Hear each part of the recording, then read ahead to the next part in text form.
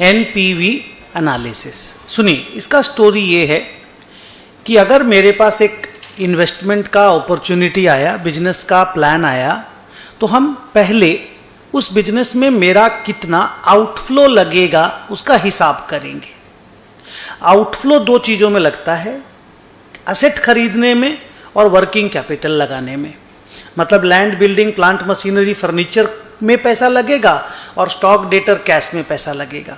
तो capital asset और working capital asset में पैसा लगेगा, उसमें कितना पैसा लगेगा उसका केयरफुल प्लानिंग करना पड़ता है।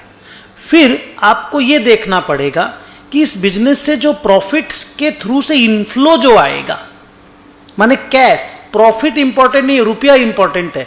बिकॉज अकाउंटिंग प्रॉफिट और कैश प्रॉफिट में फर्क होता है। अकाउंटिंग प्रॉफिट नहीं चाहिए, रुपया चाहिए। रुपया लगाए हैं तो रुपया आना चाहिए। ऑब्वियसली रुपया तभी आएगा जब आप प्रॉफिट कमाओगे, लेकिन फिर भी आप समझते हो कि क्या अकाउंटिंग प्रॉफिट में बहुत सारे नॉन कैश एक्सपेंडिचर भी डेबिट होते हैं, लेकिन कैश में तो रुपया आना जरूरी होता है, कैश प्रॉफिट होता है वो। तो जो कैश आएगा वो किस पैटर्न से फ्यूचर में आएगा, वो कितने साल तक आएगा, इसका प्रोजेक्ट करना पड़ता है, इसको फोरकास्ट करना पड़ता है। Because see you are taking a decision. Decision काम होने के बाद नहीं लिया जाता, काम होने के पहले लिया जाता है। और डिसीजन लेने के पहले आपको बहुत सारे फोरकास्ट करने पड़ते हैं। हो सकता है आपने जो डिसीजन लिया वो रॉन्ग हो जाए, लेकिन अगर बहुत सोच समझ के अच्छा सा फोरकास्ट करके टाइम लेके डिसीजन लोगे तो उसका सक्सेस होने का चांस भी ज्यादा होता है। तो आपको फोरकास्ट करना पड़ेगा कि फ्यूचर में इनफ्लो कितना कितना आएगा और कब कब आएगा। Here timing is very important, because तेरा जो आउटफ्लो लगेगा ना वो शुरू शुरू में लग जाएगा, और तेरे को इनफ्लो जो आएगा वो ओवर द फ्यूचर से 10 ईयर्स आएगा। अब मान लो एक प्रोजेक्ट है, उसकी लाइफ है से 8 साल की। एक बिजनेस है, एक असेट है, आप पैसा लगाओगे, 8 साल की लाइफ है। अच्छा, ज्यादातर केसेस में क्या होता है कि बिजनेस की लाइफ इनफाइनाइट होती है। बिजनेस में अगर आप पैसा लगाते हो तो वो गोइंग कंसर्न है, तो इनफाइनाइट पीरियड ऑफ प्रोजेक्ट का भी सम हम लोग बनाएंगे, लेकिन वो लेट पार्ट में बनाएंगे। In the first 2 or 3 classes, our capital budgeting will be centered towards finite working life projects. ठीक है? तो मान लो एक बिजनेस है, 8 साल लाइफ है। अब आपको क्या क्या करने से आप एनपीवी एनालिसिस करोगे? कैसे? 1, सारे आउटफ्लो का प्रोजेक्शन करेंगे। 2, सारा इनफ्लो पता करेंगे। 3, उस बिजनेस में जिस तरह का रिस्क इन्वॉल्व है, हम लोग उसका डिजायर्ड रेट ऑफ रिटर्न, जिसको कॉस्ट ऑफ इक्विटी नहीं बोलते हो क्या, केई, उसका केई पता करेंगे। केई आप पढ़े हो कॉस्ट ऑफ कैपिटल वाले चैप्टर में। वंस तुम 3 चीज के साथ रेडी हो गए ना, 3 चीज के साथ, आउटफ्लो, इनफ्लोज और केई, एक्सपेक्टेड रेट ऑफ रिटर्न या डिजायर्ड रेट ऑफ रिटर्न या कॉस्ट ऑफ इक्विटी, 3 नाम से आप जानते हो। Once you are ready with these 3, तुम नेट एनपीवी निकाल सकते हो। कैसे? सारे इनफ्लो जो फ्यूचर में होने वाले हैं उसका प्रेजेंट वैल्यू निकाल लो। प्रेजेंट वैल्यू तुमको निकालना आता है एक टेबल बना के, year inflow discounting factor PV. याद होगा ऐसा टेबल आप बनाए हैं, ईयर इनफ्लोज, क्योंकि इनफ्लो फ्यूचर में होंगे, उसको डिस्काउंटिंग रेट ऑफ रिटर्न, जिसको 1/1 प्लस r⁴n बोलते हो, वो जो कैलकुलेटर पे डिवाइड इक्वल टू करके निकालते हो, वो लिख करके पीवी निकल जाएगा। पीवी जब निकलेगा वो प्रेजेंट वैल्यू ऑफ इनफ्लो रहेगा। उससे जब तुम आउटफ्लो को माइनस कर दोगे ना, when you will deduct the outflow, तो तुमको नेट प्रेजेंट वैल्यू निकल जाएगा। Because outflow will happen at 0 year.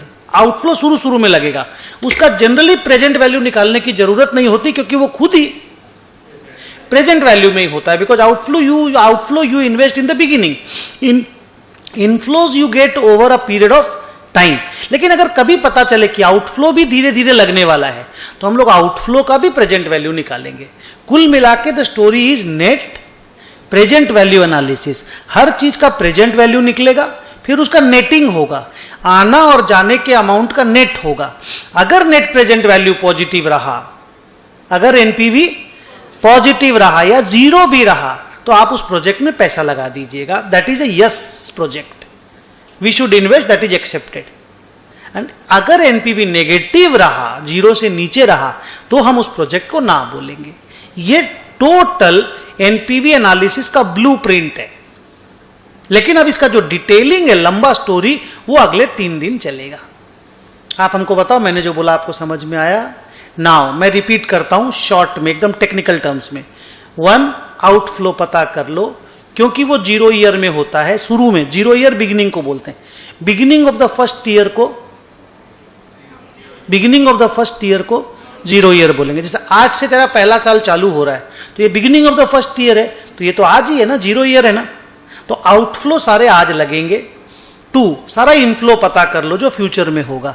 3 सारे इनफ्लो को अच्छा के ही पता कर लो, कॉस्ट ऑफ इक्विटी, जिसका फॉर्मूला है RF प्लस, बोलो RF, risk free rate of return, plus beta into RM minus RF। Copy पलटो और वो फॉर्मूला देखो कहां लिखा हुआ है।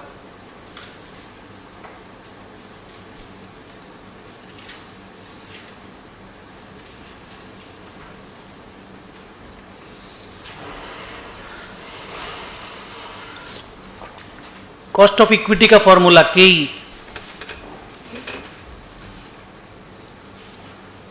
मिल गया? गुड। अब सुनो इधर, तो आपके पास अभी 3 डेटा है, 1 outflow, 2 inflows, 3 cost of equity, जिसको डिजायर्ड रेट ऑफ रिटर्न बोलते हो। चौथा काम, ये 3 डेटा पता करने के बाद आपका काम स्टार्ट होता है। ये डेटा पता करना प्राइमरी वर्क है, इसमें कई कई कंपनियां साल 2 साल ले लेती हैं। हड़बड़ा करके अगर डेटा पता करोगे तो डेटा का प्रोजेक्शन में गलती होने का चांस रहेगा, ठीक है? उसके बाद मेरा ध्यान से सुनना, सारा इनफ्लो का हम लोग प्रेजेंट वैल्यू निकालेंगे, नेट प्रेजेंट वैल्यू नहीं, प्रेजेंट वैल्यू। हम लोग उसको बोलेंगे this is my present value of inflows. फिर उसको आउटफ्लो से माइनस करेंगे तो आएगा नेट प्रेजेंट वैल्यू। फिर बोलेंगे अगर net present value is greater than equal to 0 then yes, if it is negative then no.